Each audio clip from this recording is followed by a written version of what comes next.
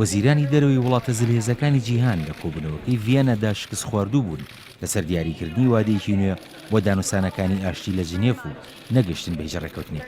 لایەنەکانی ئۆپۆزیسیۆنیش دەڵێن ئامادەی دانوستانەکان نابن ئەگەر سوپای سووریا هێرشەکانی ڕانەگرێت.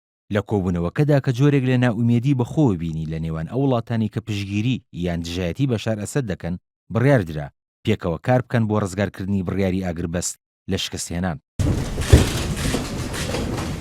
هەر لە کۆبوونەوەکەدا جۆن کیری وەزیری دەرەوەی ئەمریکا بەڵێنی دا فشارەکان بۆ سەر بەشار ئەسەد بەردەوام بن، وتیشی لە کۆبوونەوەکەدا ڕێککەوتون لەسەر سزادانی هەر لایەنێک کە دژ بە چەسپاندنی ئاشتی لە سووریا مامەڵە دەکات. بە وتەی کیری یەکی مانگی ئابی داهات و دیاری کراوە بۆ دەستپێکردنی قۆناغی گواستنەوەی سیاسی لە سووریا. لە بەرامبەریشدا سێرگی لاڤرۆف وەزیری دەرەوەی رووسیا ڕایگەیاند پشگیری لە بەشار ئەسەد ناکەن، بەڵام پشگیری لە سوپای سووریا دەکەن کە بە وتەی ئەو باشترین لایەنە دژ بە داعش دەجەنگێت.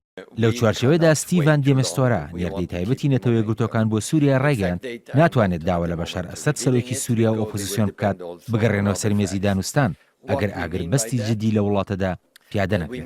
هاوکات ڕێکخراوی خۆراکی جیهانی سەر بە نەتەوە یەکگرتوەکان ئاماژەی بەوە کرد ئەگەر لایەنە ناکۆکەکانی قەیرانی سووریا قایل نەبن بە گەیشتنی یارمەتی بۆ ناوچە کارەساتبارەکان، ئەوان ناچار دەبن لە یەکی مانگی حوزەیرانەوە لە ئاسمانەوە خۆراک و دەرمان و ئاو بە هاوڵاتیانی ئەو ناوچانە بگەێن.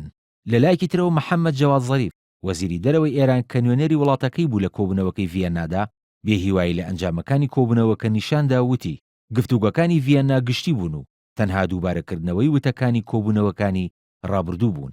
بە وتەی چاودێرانی دۆخی سووریا نەخشە ڕێگای دانوسکاران بە پێکێنانی دەستەیەک بۆ گواستنەوەی سیاسی لە سووریا لە یەکی مانگی ئابی داهاتوودا کارێکی سەختە، چونکە لە ڕووی کردارەوە بڕیاری ئاگربەز لە چەند ناوچەیەکی سووریا هەڵوەشاوەتەوە و گرنگترین خاڵی دانوستانەکانیش کە دەستبەرداربوونی ئەسەدە لە دەسەڵات زامن نەکراوە. کاروان شێخ موحسین NRT